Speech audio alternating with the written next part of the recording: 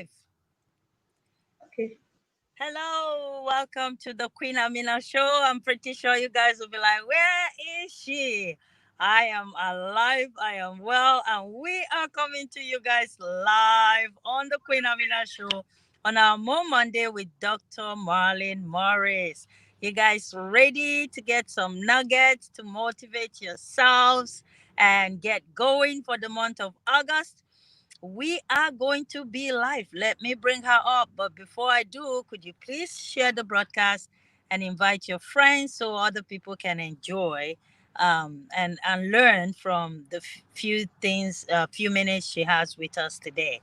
So, pardon me, I am learning some new things here. So let me bring her up. Where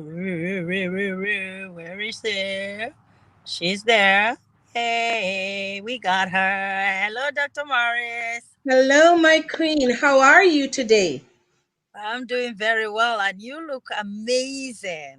Thank you kindly. And isn't it a wonderful day? Today's a holiday here.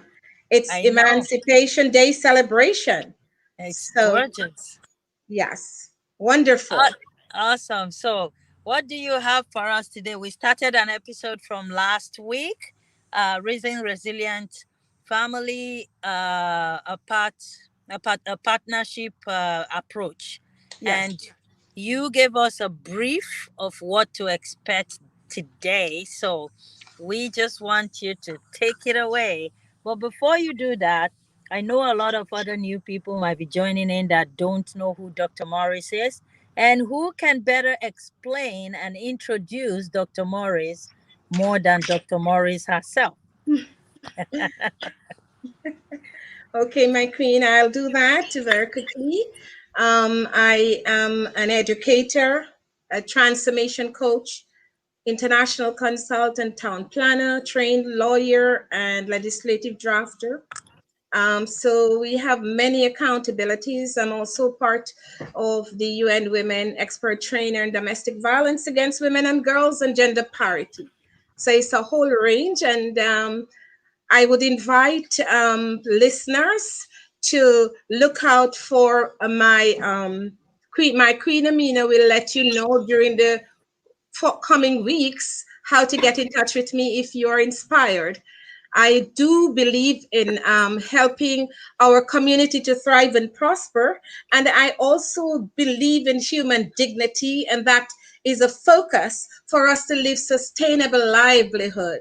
Can you imagine a world where children and parents and everyone live in harmony and peace, right? Can you imagine that? It Wow. is possible. And it is possible only when we together understand the importance of why we are here in this life. It's not for selfish reasons, but really the divine creator of this universe that all of us, irrespective of our religion, right, consider to be our God, whatever religion, right, expects us to do for humanity and fulfill that purpose where we all together can share this common space that we call Earth and live sustainable lives doing it. Okay? And for those of us who had joined us last week, I did indicate that we need to consider this important issue of how to live sustainably and resiliently. That means being able to cope despite issues and problems and challenges that we face. Because, by the way, when we are faced with these issues and concerns and challenges, we are able to think deep and delve deep within us to try to find answers to better our existence. And if we're not doing that, then we need help to do it. And that's why people like Queen and myself are here to ensure that during a time like this, when COVID is attacking, right? And we seem not to be able to find the answer. We have to band together to identify what we need to do as peoples within a nation, within the global community, I would say as well. Okay? And the baseline for this is to understand the importance of human dignity. It is an inalienable right that all of us have. Okay? And when we do understand that, we are able to identify what we need to do individually and cooperatively, right? To collaborate for the change that will allow all of us to live sustainable livelihoods, right? And to raise our children, right? To be strong, right? And to be able to live successful lives into the generations to come. It starts with each and every one of us. So, my queen. Thank, thank you so much, Dr. Morris. You know, I can't even add anything to what you have just said. It's been an amazing year thus far, especially with families and the coronavirus attack and everything that families are going through. So it is a timely um, very timely topic to talk about to help families out there that must have lost hope or don't know what to do because everybody is all home. So I won't take much of your time. I know we have a very limited time today. We're only going to be on air for 30 minutes. So I want you just take it away and, you know, walk us through what you have for us today. Thank you, my queen. And yes, we have a lot today. And today I'm going to focus on a presentation where I invite listeners to just focus on what I'm going to say. And I would also invite them to send their questions in to drmarlynmorris.com. It's docmorris at gmail.com. DOCMMORRIS at gmail.com. And I will be willing to answer your questions. And I will also focus on those questions next week when we do the other session of the partnership approach. So today I want to focus on the partnership approach within the families to raise resilient children, successful children in this new century, right? What does it look like? How can we do it?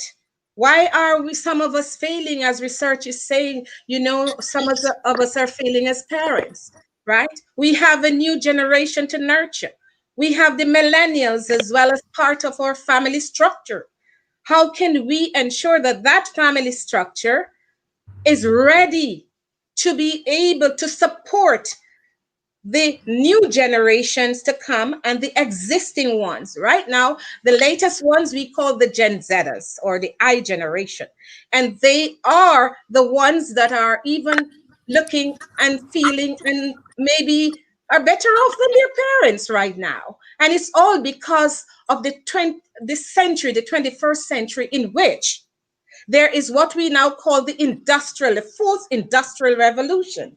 It is where science and technology, right, these disciplines are throwing up new technologies for us to live sustainable lives in this 21st century and beyond, right?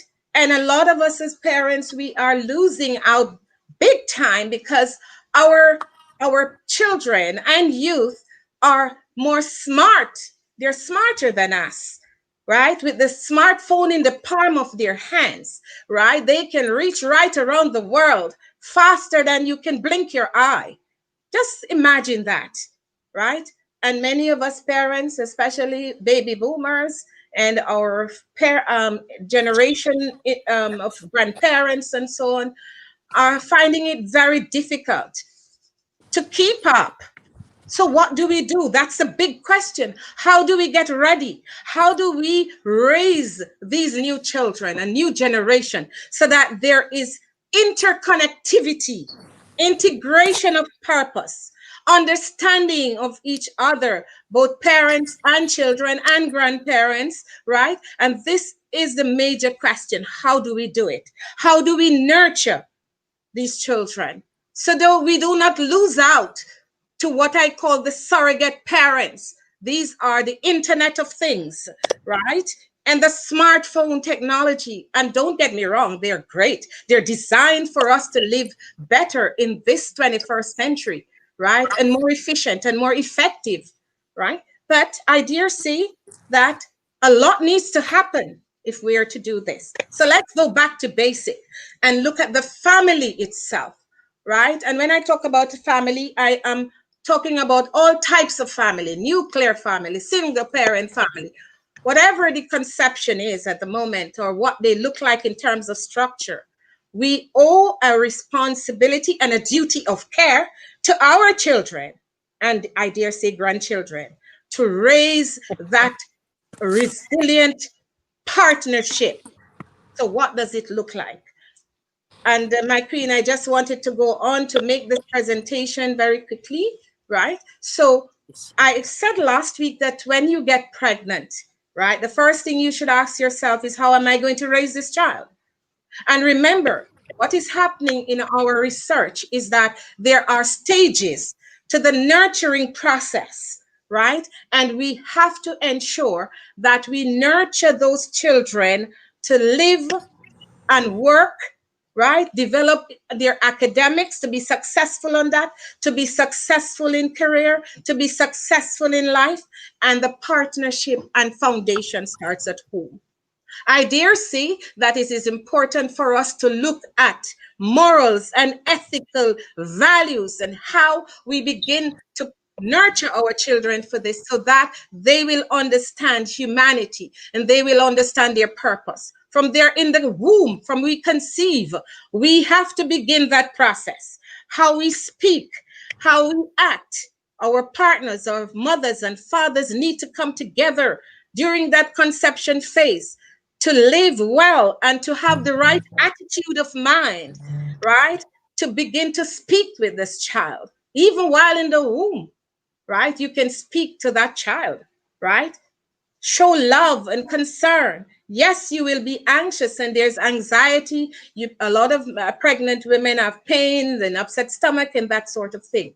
But I always say, just think of the future when you hold that child in your arms and you see the beauty of God's creation that you carried inside of you. How wonderful it is. And then you need to ask, how am I going to raise this child? Right? How?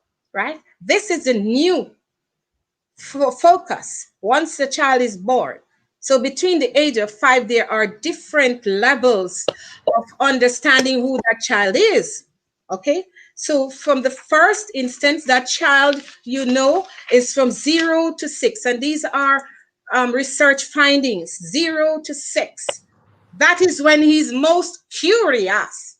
He's seeing the new world around him as he opens his eyes. He's seeing the physical environment. He's seeing his parents' face. That face you show that child is very important. The learning and partnership begins there.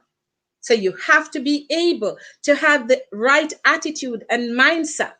Begin to speak with your child. Believe me, they will understand. They're not too young because they're picking up cues. You are their role model, their mentor, their coach, and their first teachers. Mother and fathers, that's what you are, first teachers. And so you have to begin that process of partnering where they learn from you. And as you begin to examine and determine who they are by what they smile, how they smile at you, you need to send the message through your own smile that tells that child, you are beautiful, you are special, and you can begin to speak with them as well, because that's where their language begins to develop. Believe it or not, as you communicate in speech and actions that are showing compassion and empathy and love for that child, don't you know he will respond to that? That's the first cue that you need to begin. And then, right, during the 0 to 5, as they approach, 3, 4, they begin to be more curious, asking questions. And those questions should not be avoided, by the way. Those questions should be answered as simple as possible in order for them to understand the answers to these. And you may not have all the answers, but you can say, honey, I'm going to come back to this later and I will be able to show you then. Okay? So you have to give the assurance. In all these processes, you're beginning to build trust, because that child knows that they can depend on you, and that's a partnership, trusting. That's the foundation, right? To build trust and confidence in that child, because that child is mirroring, beginning to mirror who you are. All right. And then the next stage is from 5 to 12 years and 6 to 12. This is when they become more curious and want to know and are constantly asking you questions, which you cannot avoid. You have to begin to answer those questions. And if you don't know, find the answers from those who know. After all, this is a partnership now, and you have other people outside your village that can help you to get answers so that you can help your child to grow with the right answers. Okay? Remember, I said last week it takes a village to raise a child, but you must know who those members are in that village. Find the members that align to your own common purpose for your child. Okay? And also during that process of nurturing in those early years, begin to observe your child to see what he likes and what he doesn't like, right? Sometimes he will show you that he has a talent to be a musician, or he has a talent to sing, or he has a talent to observe, right? These are little cues that we get as to the passion, skills, and talent that this child came into the world with. Don't think they came empty handed at all. But as parents, you owe them a duty of care to begin to identify, help them to discover these skills, right? And these are the skills that are going to guide you as you partner with them to learn the skills and to develop themselves around those skills and talents and passion. And once you begin to know, right, I always say parents need to understand that each child and everybody, as a matter of fact, is uniquely different. Okay? There's no one size fit all cookie cutter approach to things. Every child is different. And as parents, you need to know and have the partnership with each child based on the particular child's skills and passion that you have discovered. I know from research that a lot of parents right now, based on our research in our colleges and so on, that they want their children to live lives, careers that they wanted to live but couldn't. Isn't that unfair? That as parents, we are pushing our children to be lawyers and doctors and nurses and teachers and so on, and maybe engineer if we're engineer and so on. Why don't we discover who these children are? What is their passion and gift, and help them in partnership to grow these? Why do we want them to live the lives that we wanted to live and couldn't for some reason? And because of that, we don't allow them voices. They are voiceless, right? We don't encourage them to speak and tell us what they want to be, what they want to do, and observe them.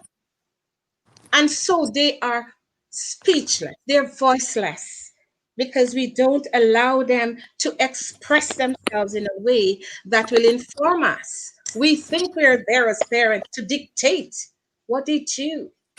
But no, it isn't so anymore, right? And that's why a lot of parents are now, especially the other level where they are the teenagers right now, right? Where they are now curious enough and they just don't take no for an answer. And they do not want to just listen to what mother and father say dictating to them, because they have now a mind of their own and they've grown in a higher level of consciousness and understanding of themselves, right? And so, as parents, as we grow them, we must understand the different stages in which they are.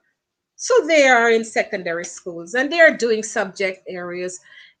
And, little Johnny says, Mom, Dad, I want to be an engineer, but you don't want that. You want him to be a doctor. Son, why? You are disrespecting the child and his gifts when you do that. All right. You need to be able to manage this thing, right? See what he's good at in his schoolwork, right? And encourage him along those lines, right? You are custodian of the child. You cannot be dictating everything that he should do, right? He has a personality of his own, and you're there to guide, encourage, build trust, and work with him in partnership to develop his gifts and talent and his purpose for coming into this world. Okay, everyone is uniquely different.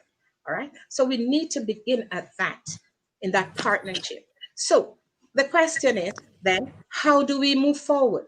How, in a time like this, do we get our children to the point where we can now begin to nurture them properly? And yes, they may be out of the baby stages, they may be teenagers, and that's where it's even more difficult, because now they have a mind of their own and they are in the stage of determining what they want to be, right?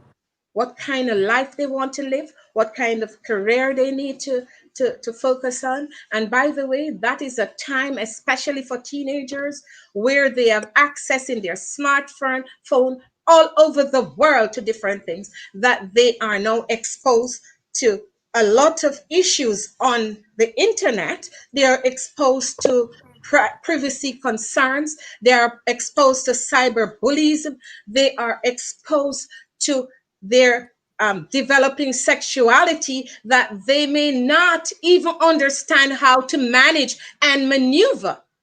And so, if your child comes home and said, "Mom, Dad, I don't feel good about me," if they're brave enough and you have developed that trusting relationship, "Why, son? Why is it?" "I feel like I want to play all the time," if this is a boy, "with boys. I don't like girls." What do you say as a parent to that?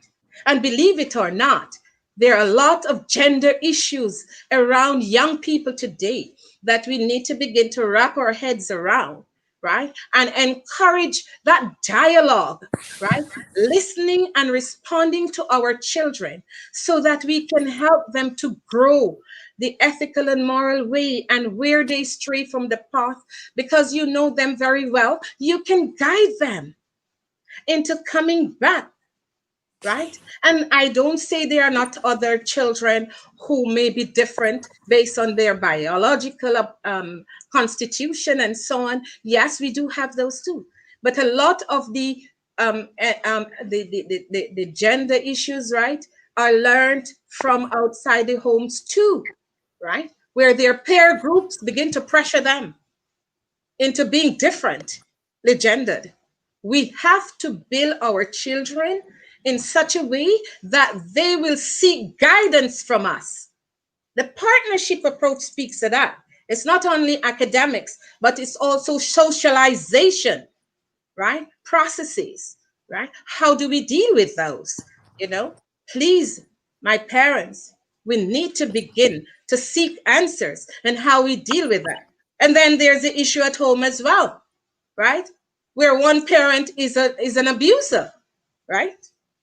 And when one parent, for example, abuse the other spouse, the children are learning from this. But the underlying effective responsibility is that moral and ethical principles, that foundational element. And if you know how important children are and that they learn from you, you should make sure this partnership for success is such that we present the right role model to our children and mentor them in a way that will raise their coping skills and resilience skills, that when they leave home and they go out in the world, they're able to manage properly. Okay? And we will break for a moment here, my queen. Awesome. Thank you so much for that wonderful session. Dr. Morris, you said something that was super important. You said we don't listen to our children, thereby not able to give them a voice. And we literally shut them down when they come up with things that don't align with our beliefs, or things that don't align with what we think they should be doing. And you said that we are custodians of these children. That's very profound. um, God kept us here to support Him raising these children here, somewhat like we're caretakers and not dictators. Most parents today, we are dictators. And I think we should exit that character. Is very important. You said another thing here that I could, relate with also. You said that um, we push our children to become what we wanted to be when we were younger, and because we can't, we didn't have the opportunity, or maybe we were not able to achieve that, now we want them to achieve it. And another motive with parents also is they want their children to become these doctors or lawyers, or something that would be able to take care of themselves later in life. And gosh, that is so painful that we would do that. We need to allow these children to truly grow up by themselves, not raising themselves, but grow up by themselves with our support. And with my children, I've seen how allowing them to explore certain things have really grown into things that I don't even have in mind or have plans for them. I was telling somebody the other day, I said, how could a Toyota company, go and try to fix a Mercedes car? It's not possible. God created each and every one of us, and we are unique in our own ways. He alone can fix us. He just gives us the insight as parents to guide these children. So, Dr. Morris, thank you so much for that. I have one question for you before we go off air today. I know we have just 5 minutes more, but here is my question for you. How can families keep the focus on raising resilient children today in a world that is focused first to pay bills, secondly to put food on the table, and thereby leaving the children to learn and explore and do things just for themselves without the guidance of the family, because the family is never available. Some people work 2 3 jobs. Very few family can afford to stay home and deny themselves like I did. I denied myself. It wasn't comfortable, but I did, because I wanted my children to have the opportunity that I never had. But not many family could do that. So what is your advice for parents that really want to stay home with their children? Like you said, 0 to 5 is the time you catch them. They want to stay home, but they can't. What's your advice for them? Okay, so we have different types of families and social and economic development issues that many families face. Okay, what I always encourage parents through parent coaching as well as parental training is that they must remember always it's not the length of time that you spend with your child that is important. It's the quality of the time that you spend. And yes, we know in research that many parents, maybe mothers, stay home to look after their children. But our research shows that what are they doing when they're home, right? They're either sleeping, watching soap opera, right? Right? Or they give the children little work to do here and there, and all the time is spent doing something else. So I believe in nurturing, right? Quality in terms of time. Your timing is not 24/7, and that people look at it, oh, she's home 24/7 with her children. They must be doing well. Not necessarily. You could be home 2 hours and do more with your children than somebody that is home every day 24/7, right, and raising them. The question is, what are those mothers or even fathers, some fathers stay home too, doing with those children? Are they being raised in a manner where quality of time is important? Are they structured enough to be able to ensure that learning and socialization and nurturing is taking place with these children? So never, throw out people who can't be there 24/7. I always say parents need to be deliberate. intentional. If you can't be there 24/7, identify a time in which you are spending quality time with your children. Okay? It could be that every night you come home, right? It's important that you ask before they go to bed, how was the day? Anything happened that is important today? Right? They say, yes, mommy, because maybe you leave them home with a caregiver, right? So you need to see how they did for that day. And then you spend 1 hour. I usually say, work with parents, telling them, look, you know what? Have a structured program where they come home, they do homework, but at least 1 hour of the day you spend in quality time discussing, asking your children, enjoying them, and Mm. we will have more time to speak about this. Yeah. Remember, always, it's not the length of time, but the quality of the time that is important. All right? Awesome. Thank Thank you so you. much. Yeah, that's a point to take home today. Just remember, it's not the length of time you spend with your family, with your children, but it's the quality of the time you spend with them. So true, Yes. so true. Thank you so much, Dr. Marlyn Morris. Please tell our Thank you. audience again before I let you go how they could get to you. I Yes. know your email address. You have social media handles also. So yeah, let's take that because a lot of people might want to connect with you just Yes. to ask some more questions or maybe even connect with the college to take some courses or even just ask Dr. Morris. Yes. Okay. So, yes, we have those access points. I am on Facebook as well with Ontario College for Development Training Facebook.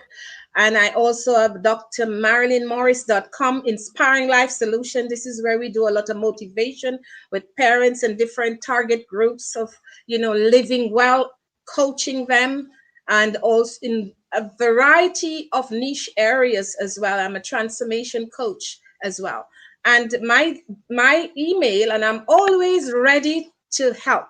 Okay, that's what it is all about. That's Mhm. why we are here, to help humanity to thrive. It's not about money so much either. It's really about making that contact and make it a special contact. So Mhm. my email address is docmorris@gmail.com. docmorris@gmail.com. And you may go to the websites www.ontariocollegetraining.org or www.drmarlynmorris.com. That is the Inspiring Life Solutions. And I welcome Awesome. you, right? I'm Thank you. always there to help. Don't Thank you so don't much. be afraid. Yeah. Okay? I'm Love going to you put the all. Take link. care. Yes. Yeah, I'm going to put the link of the college and your email address right under the broadcast. Guys, this is what we have for you today. Stay tuned for next week. And very quickly, here, we're going to start having Ask Dr. Morris on the show, on her live show.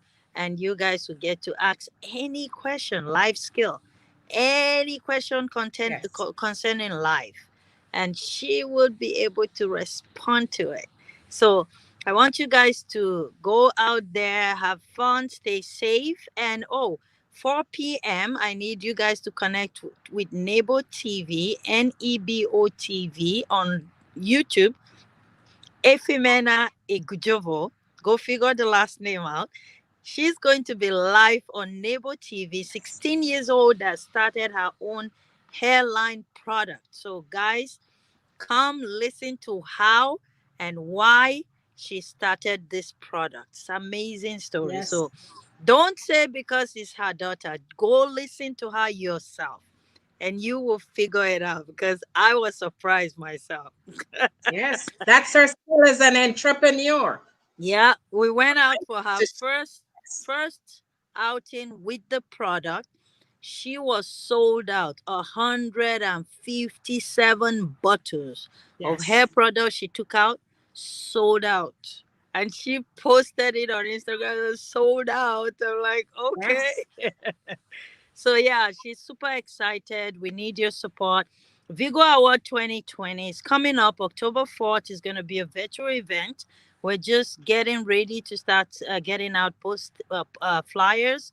For more information, please visit www.vigoroawards plural with an s.org. And if you have a hero that you want to nominate, please click on nomination link and put in all the stories for us. Thank you guys so much for those who have nominated their heroes. We received them, we're responding to them from the, I think, the middle of this month. From the 15th of the month, we're going to start responding to all the nominations that have come in, and we're expecting to have nothing less than a fabulous time as always, even though it's going to be done virtually. So stay tuned with that. And the president, the vice president, the president actually of Vigo Awards International is the person you're talking to right now, Dr. Marlyn Morris.